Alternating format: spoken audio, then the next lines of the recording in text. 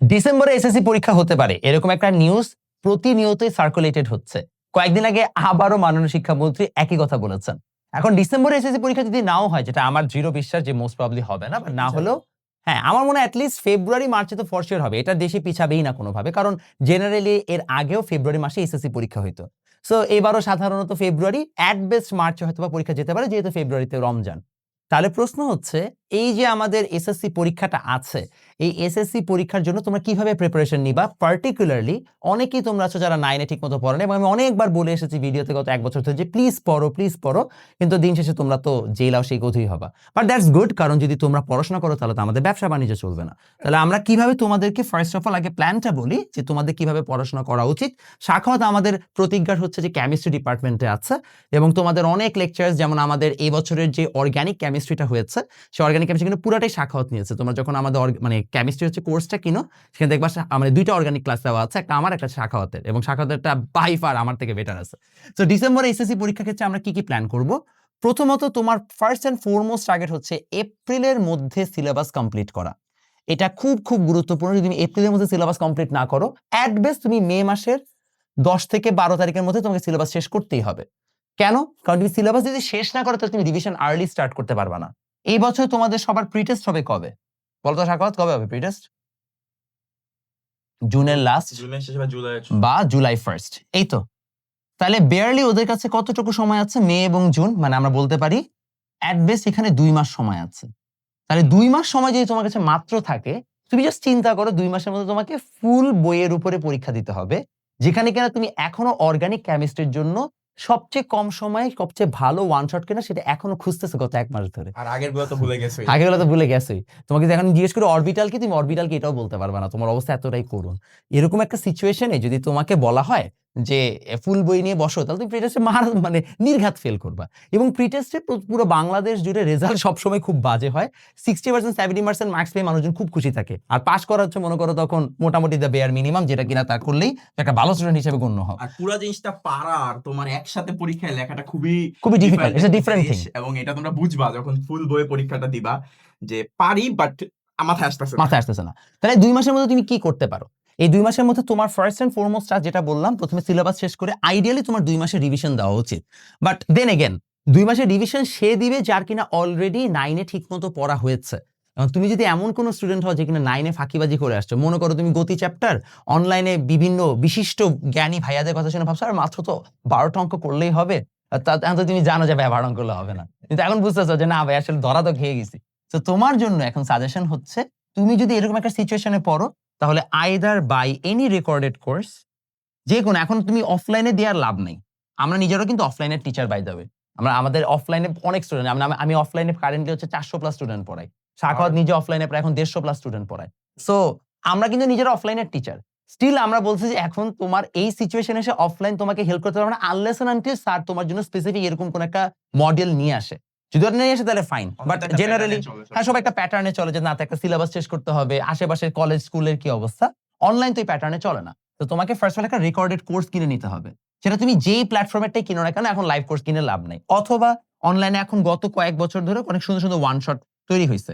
যদিও শর্ট সিলেবাসের গুলাই হয়েছে, ফুল সিলেবাসের গুলো এখনো ওয়ান শট আসে নাই। তো তোমার জন্য ওয়ান শট লেকচার গুলো তুমি শর্ট সিলেবাসের যে চ্যাপ্টার গুলো আছে ওগুলো কমপ্লিট করে ফেলতে পারবা। এটা হবে কেন এখন লাইভের দরকার নাই বা এই জিনিসটা কেন বলা হচ্ছে, সেটা হচ্ছে এমন হইতেই পারে যে তোমার এখন একদিনে 2টা চ্যাপ্টার পড়া লাগছে, তখন তো তোমার কি তোমার নিজের তাগিদে দেখতে হবে, সব প্র্যাকটিস করতে হবে। তো লাইভ তো একটা প্যাটার্নে চলে, তাই এখন তুমি যত রেকর্ডেড বা ওয়ান শট এই টাইপের ক্লাস করতে পারো। মানে এখন আনফরচুনেটলি তোমাকে ওয়ান শট স্যার আমি আর গতি দিতে পারতেছি না। তুমি যদি বলো ভাই তাহলে কি আমার বেসিকে দুর্বলতা থেকে যাবে, হ্যাঁ থেকে যাবে।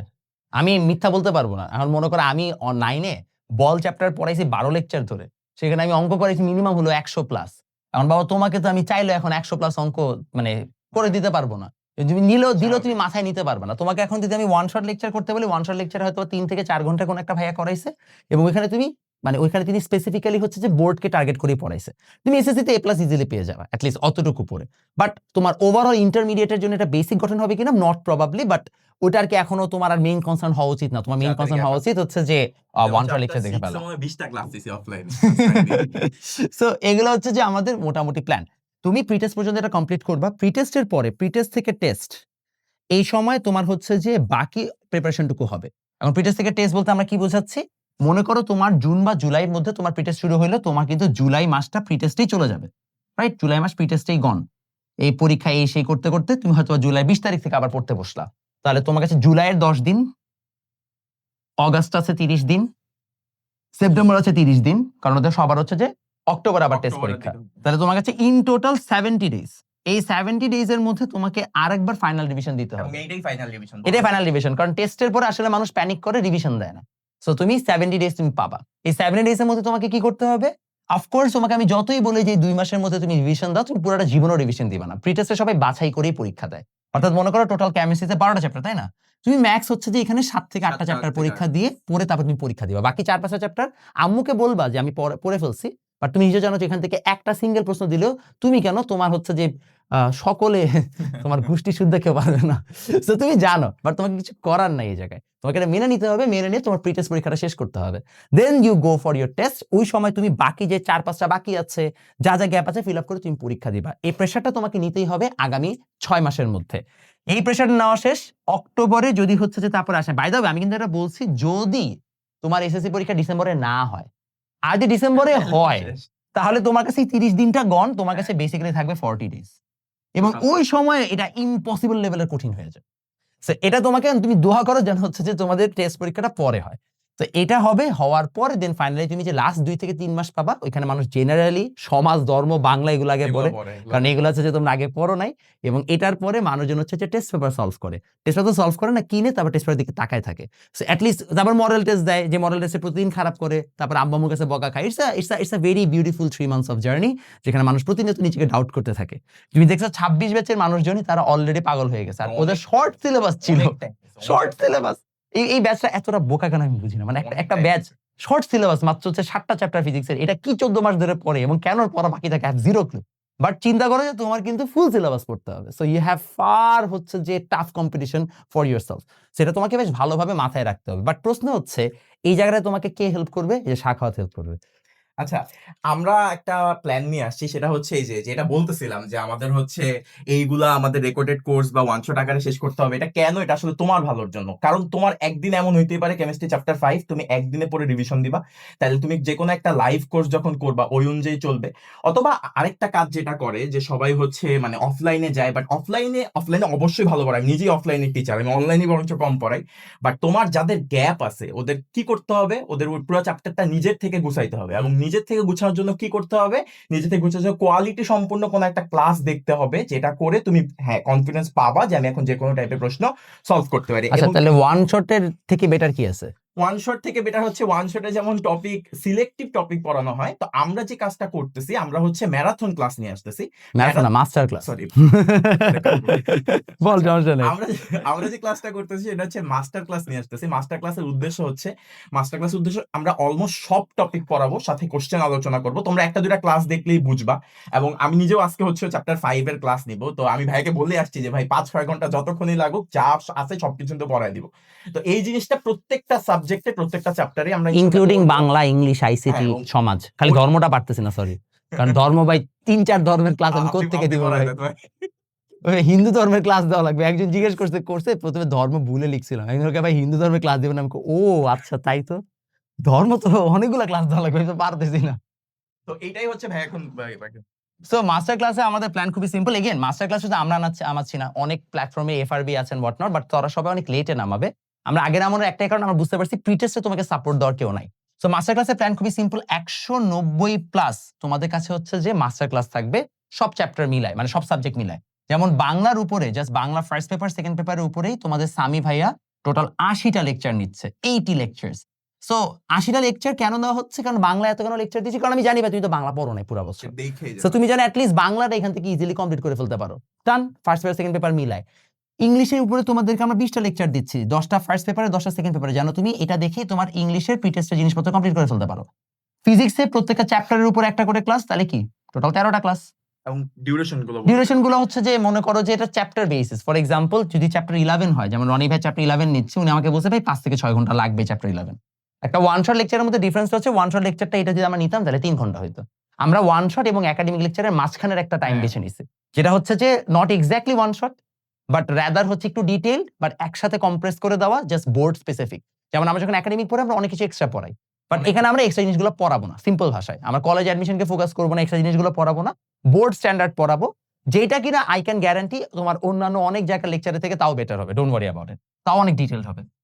এটা গেল কেমিস্ট্রিতে, যেমন তোমাদের 12টা চ্যাপ্টার আছে, এখানে হয়তো যে অর্গানিক কেমিস্ট্রি সেটা হয়তো 6 ঘন্টা যাবে, কিন্তু বাকিগুলো হয়তো আবার 3-4 ঘন্টায় চলে আসবে।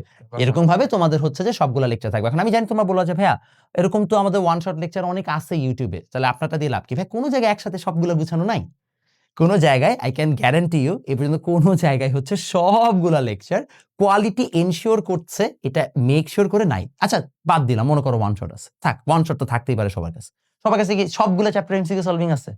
আচ্ছা নাই, তাহলে তো আমাদের এমসিকিউ সলভিং ক্লাসে দেওয়া লাগবে, তাহলে 100+ এমসিকিউ সলভিং ক্লাসে দিতে হবে। আচ্ছা ঠিক আছে, এটাও দিলাম। এখন এমসিকিউ সলভিং ক্লাসও তো আছে, তাহলে তো তাও তো ইউনিক হচ্ছে না, তো টাকা নিবো তাহলে কিছু বেশি টাকা নিবো, তাহলে আরো কিছু অ্যাড করা দরকার। আমরা একটা কাজ করি, আমরা 174টা ক্লাস টেস্ট পেপার সলভিং দিয়ে দিই।